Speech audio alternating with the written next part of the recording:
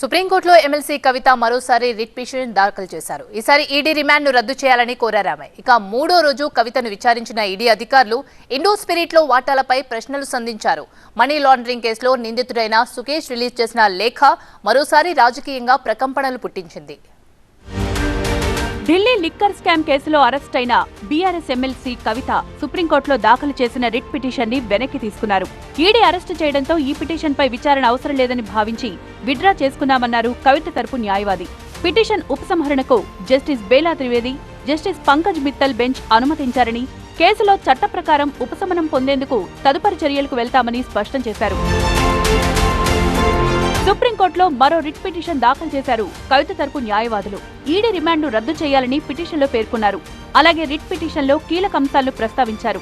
అయితే న్యాయస్థానం ఎలాంటి ఆదేశాలను ఇస్తుందనేది కీలకంగా మారింది. సెంట్రల్ ఆఫీసులో కవితను మూడో రోజు విచారించిన ఈడీ బృందం ఇండో స్పిరిట్లో 33% వాటా ఎలా వచ్చింది, 100 కోట్ల ముడుపులను ఏ రూపంలో చెల్లించారు, మొబైల్ ఫోన్లను ఎందుకు ఫార్మేట్ చేయాల్సి వచ్చిందన్న ప్రశ్నలు అడిగి సమాధానాలు రాబట్టినట్టు తెలుస్తోంది. విచారణ మొత్తాన్ని ఎప్పట్లాగే వీడియో రికార్డింగ్ చేశారు. ఇక రౌస్ అవెన్యూ కోర్టులో కొడుకు, తల్లిని కలిసేందుకు అనుమతి ఇవ్వాలని కోరుతూ కవిత పిటిషన్ దాఖలు చేశారు.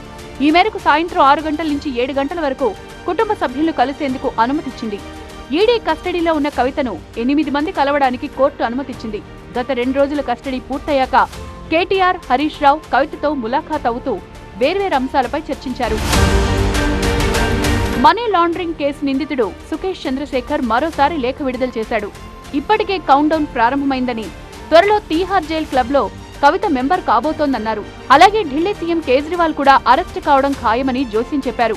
సింగపూర్, హాంకాంగ్, జర్మనీలో దాచుకున్న అక్రమ సొమ్మంతా బయటపడుతుందని బాంబు పేల్చారు. సుకేష్ లేఖ మరోసారి రాజకీయంగా హాట్ టాపిక్ గా మారింది.